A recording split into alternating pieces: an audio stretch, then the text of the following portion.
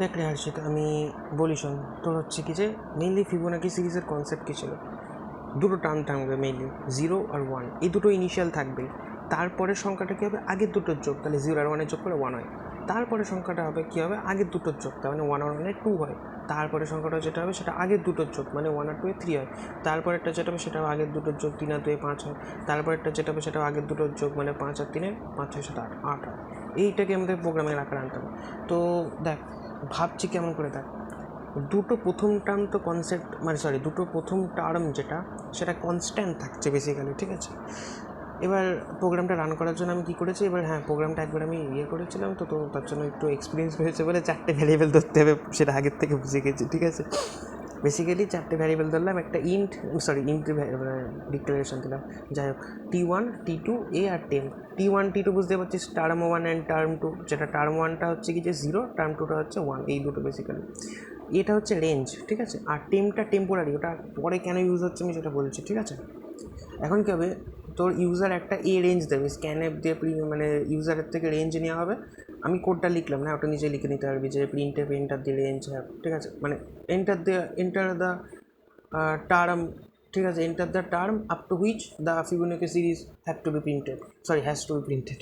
যাই হোক, ঠিক আছে, সেই জিনিসটা তুই করে নিতে পারবি, স্ক্যান অ্যাপ দিয়ে এটা নিয়ে দিলি রেঞ্জ, ঠিক আছে। তো এই অবধি বেসিক্যালি আমাদেরকে প্রিন্ট করতে হবে, ঠিক আছে। এই হলো ব্যাপার স্যাপার। এবার দেখ, ফিবোনাকি সিরিজের তোর হচ্ছে কি যে দুটো ইনিশিয়াল টার্ম থাকছে, একটা 0 আর একটা হচ্ছে 1। ইনিশিয়াল টার্ম দুটো থাকছে, ঠিক আছে, একটা হচ্ছে 0 আর একটা হচ্ছে 1। এবার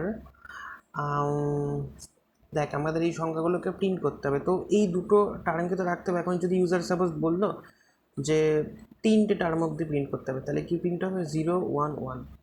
যদি ইউজার বলে যে 4টে টার্ম অবধি প্রিন্ট করতে হবে, তাহলে কি প্রিন্ট হবে, 0, 1, 1, 2, এই অবধি হবে। 5টা হলে 3 অবধি হবে, তাই তো।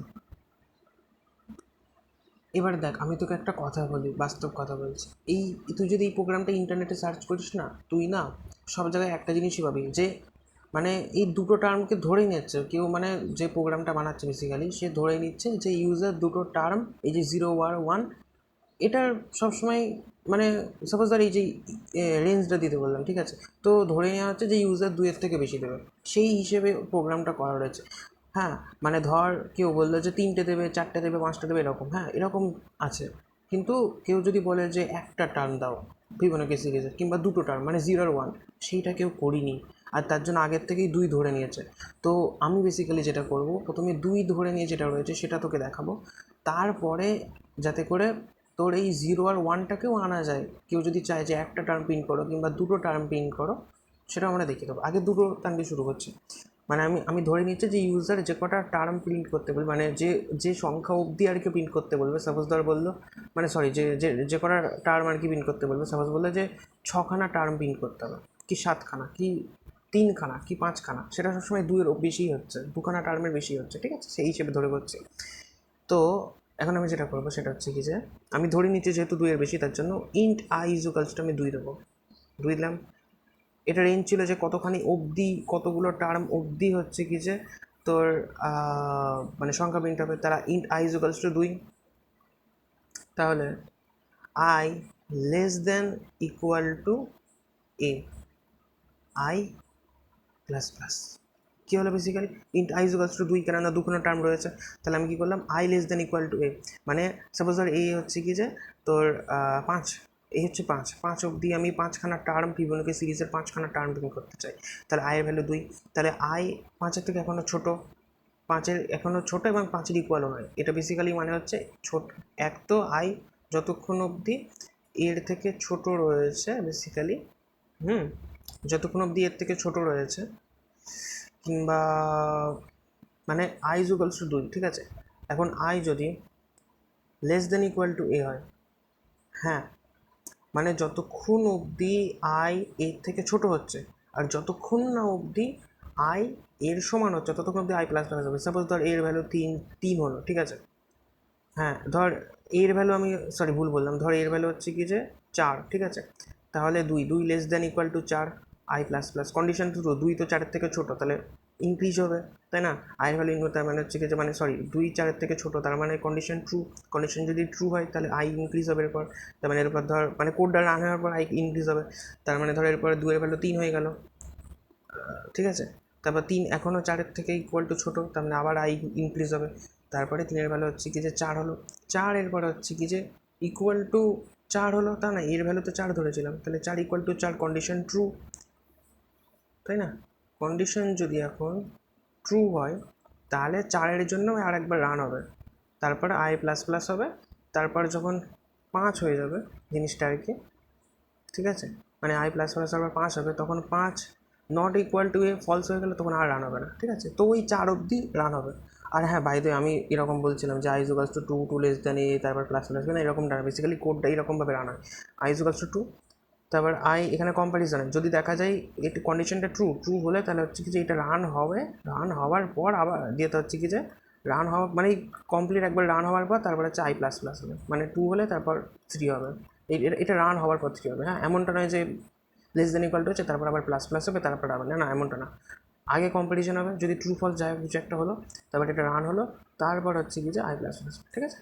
বোঝা গেল তো রেঞ্জ, বোঝা গেল সব, ঠিক আছে? তো কী হবে না, যতগুলো টার্ম আর কি প্রিন্ট করতে বলবে অতগুলো টার্মের জন্য প্রিন্ট হবে, ঠিক আছে? যতগুলো টার্মের জন্য বলেছে ততগুলো টার্মের জন্য প্রিন্ট হবে। তাহলে আমার কি হচ্ছে তোর দেখ বেসিক্যালি 0 আর 1 কিন্তু আমি ধরে নিচ্ছি যে দুখানা টার্ম প্রিন্ট হয়ে যাচ্ছে, তাহলে আমি কিন্তু একবার প্রিন্ট করব তোর 0 আর একবার হচ্ছে প্রিন্ট করব তোর 1, এটা প্রিন্ট করে দেবো, কেননা আমি ধরে নিচ্ছি দুখানা টার্ম অলরেডি প্রিন্টেড থাকবে এরকম সামথিং, ঠিক আছে? আর এখানে আমরা স্ক্যানএফ নেব, ঠিক আছে? তোর হচ্ছে কি যে স্ক্যানএফ নেব, ঠিক আছে? তারপর প্রিন্ট হয়ে যাবে 0 1, ধরে নিচ্ছে যে দুখানা টার্ম প্রিন্ট হয়ে আছে, সেই জন্য এরকম করলাম। এরপরে আমি যেটা করবো বেসিক্যালি সেটা হচ্ছে কি যে আমি এই ফর লুপটা এস্টাবলিশ করলাম, রেঞ্জ কতখানি হবে সেটা ডিফাইন করে দিলাম, ঠিক আছে? যদি 5 অবধি হয় তাহলে 5 অবধিই যাবে, তাই না?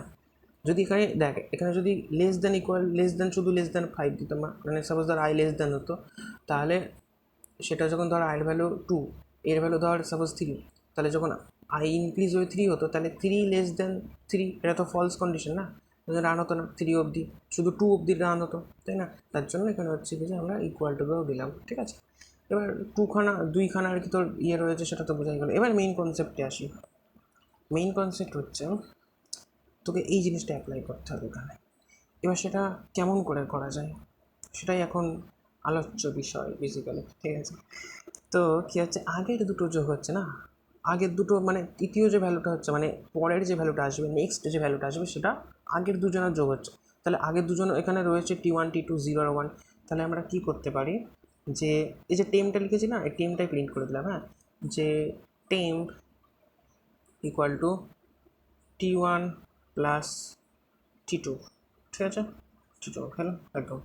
এবারে প্রিন্ট করে দিলাম প্রিন্ট পার্সেন্ট ডি তো টেম্প, তারপর হচ্ছে কি যে ইয়ে করে দিলাম, হলো। এবার কি হচ্ছে না তোর টেম্প হয়ে কী হলো T1 আর T2 যোগ হয়, বেসিক্যালি 0 আর 1 যোগ হলো, দিয়ে 1 হলো 0 আর 1 যোগ করে 1 হয়, 1টা টেমের মধ্যে স্টোর হলো যেটা হচ্ছে কি যে পরের ভ্যালুটা, তাই তো?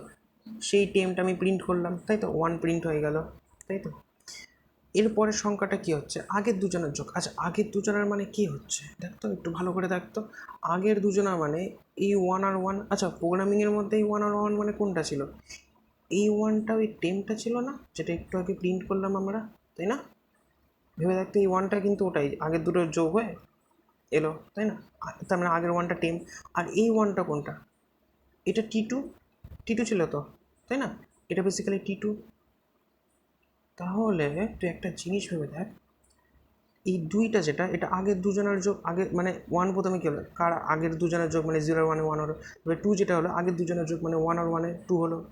তাহলে আগের ক্ষেত্রে T1 আর T2 যোগ হয়ে 1 হলো, এক্ষেত্রে দুইটা কার আর কার যোগ হচ্ছে তো 1 আর 1-এর ক্ষেত্রে। এবার একটা জিনিস থাকে এই 1 আর 1 কি, এই 1টা হচ্ছে 10 আর এই 1টা হচ্ছে T2। এখন আমাদের এই লুপটাকে এমনভাবে সেট আপ করতে হবে যাতে পরের বার যে T1 আর T2টা হবে না, সেটা যেন 0 আর 1 না হয়, T1 আর T2টা হবে 1 আর এটা, মানে এই দুটো হবে, যাতে করে এটা প্রিন্ট হয়। তাহলে আমরা কী করতে পারি দেখ তো একটুখানি। তাহলে আমরা এরকম লিখতে পারি, মানে দেখ T1 কিন্তু এটা হয়ে যাচ্ছে আর T2 কিন্তু টেম্প হয়ে যাচ্ছে। তাহলে আমরা এরকম লিখতে পারি যে T1 is equals to T2 আর T2 is equals to temp. হলো, আপডেট হয়ে গেল, T1 T2 ভ্যালু কিন্তু আপডেট হয়ে গেল। এই দুটো এবার এবার সাপোজ ধর পরের লুপটা রান হচ্ছে, পরের ইডিটেশনটা রান হচ্ছে লুপের, সেকেন্ড লুপ যখন রান হচ্ছে তখন কী হবে, তখন T1 আর T2 ভ্যালু হচ্ছে কি যে তোর আপডেট হয়ে গিয়ে এই দুটো হয়ে গিয়ে এই দুটো হয়ে রয়েছে, তাই না? তাহলে এই দুটো যোগ হয়ে তারপর 2 আসবে, তো সেই 2টা টেম্পের মধ্যে স্টোর হয়ে গেল। এরপরে 3 যেটা হচ্ছে, 3টা হচ্ছে আগের দুজনের যোগ, মানে 1 আর 2 এর যোগ। তাহলে 1 আর 2 এর যোগ মানে কী হচ্ছে দেখ তো, আমি কী করলাম, T1 is equals to T2 করে দিলাম। মানে আগের লুপের যে T1 কী ছিল তোর এটা ছিল, তাই তো? আর সরি ভুল বলছি কোথায়, দাঁড়া আমি আরেকবার বলি। যেটা হচ্ছে কি যে তোর প্রথমবার লুপ রান হলো, ঠিক আছে, প্রথমবার লুপ রান হওয়ার পর টেম্পের মধ্যে 1-এর ভ্যালু গেল, মানে এই 0 আর 1 যোগ হয়ে এলো। প্রিন্টে আমি করলাম টেম্প, তার মানে এই আগের দুটো যোগ হয়ে এলো। এরপর কী করছি, আমি T1 আর T2 আপডেট করে দিলাম। T1 কী হয়ে গেল, এইটা হয়ে গেল, এ তোর হচ্ছে কি যে এই সংখ্যাটা হয়ে গেল, এটা তো রেজাল্ট এলো না। তাহলে T1 হচ্ছে কি যে এটা হয়ে গেল, ঠিক আছে, টার্ম 1। যেটা আগের লুপের যেটা T2 ছিল সেটা এখন T1 হয়ে যাচ্ছে, তাই না?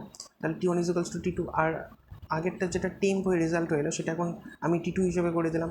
তার মানে এটা টার্ম 1 হয়ে গেলো, এটা টার্ম 2 হয়ে গেল।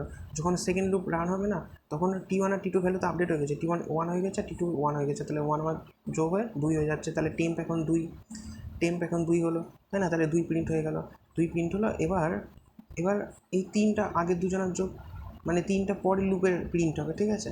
তো আগের লুপে কে রয়েছে, এই 1 আর 2 যোগ হয়ে পরের লুপে 3 হবে, তার মানে T1 আর T2 ভ্যালু আবার আপডেট হবে। তাহলে T1 is equals to T2।